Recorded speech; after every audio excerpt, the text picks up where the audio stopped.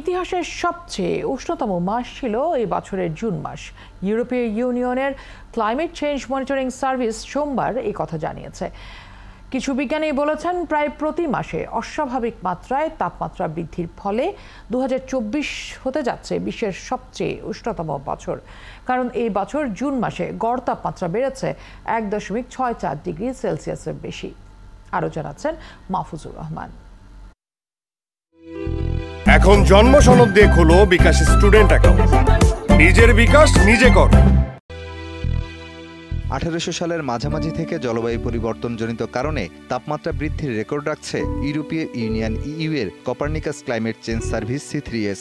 সোমবার সংস্থাটির মাসিক বুলেটিনে বলা হয়েছে, ব্যতিক্রমী তাপমাত্রার ধারাবাহিকতা অব্যাহত থাকায় 2024 সালকে বিশ্বের সবচেয়ে উষ্ণতম বছর হতে পারে বলে দাবি করেছেন কয়েকজন বিজ্ঞানী।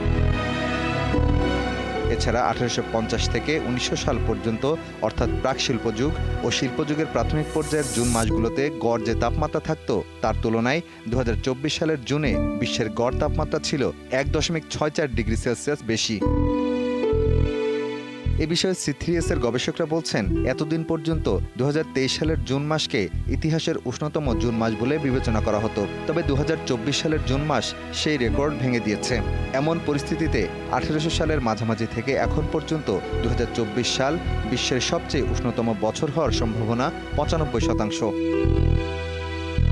C3S বলছে, রেকর্ড তাপমাত্রার কারণে অন্যান্য বছরের জুন মাসের চেয়ে 2024 সালের জুনে বিশ্বের বিভিন্ন দেশে দীর্ঘ তাপপ্রবাহ, খরা, অতিমাত্রায় বর্ষণ, বন্যা, ঘূর্ণিঝড় সহ প্রাকৃতিক দুর্যোগও বেশি ঘটেছে। এবছর জুন মাসের প্রায় পুরোটা জুড়ে তাপপ্রবাহ বয়ে গেছে ভারতের রাজধানী নয়াদিল্লির উপর দিয়ে। অনাবৃষ্টি ও খরার কারণে মেক্সিকোর কয়েকটি শহরের সুপেয় পানির উৎসও শুকিয়ে গেছে। এছাড়া চলতি বছরের হজে প্রাণ হারিয়েছেন 1000-এর বেশি মানুষ। রেকর্ড তাপমাত্রা দেখা গেছে ইউরোপের দেশ গ্রিসেও। জীবাশ্ম জ্বালানি পোড়ানো থেকে গ্রিনহাউস গ্যাস নির্গমনই জলবায়ু পরিবর্তনের প্রধান কারণ। বৈশ্বিক তাপমাত্রা রোধ করার প্রতিশ্রুতি সত্ত্বেও বিশ্বের অধিকাংশ উন্নত ও ধনী দেশ এখন পর্যন্ত গ্রিনহাউস গ্যাস নির্গমন করতে ব্যর্থ হয়েছে। ফলে কয়েক দশকের ধারাবাহিকতায় এবছর পৃথিবীর গড় তাপমাত্রা বেড়েছে 1.5 ডিগ্রি সেলসিয়াস।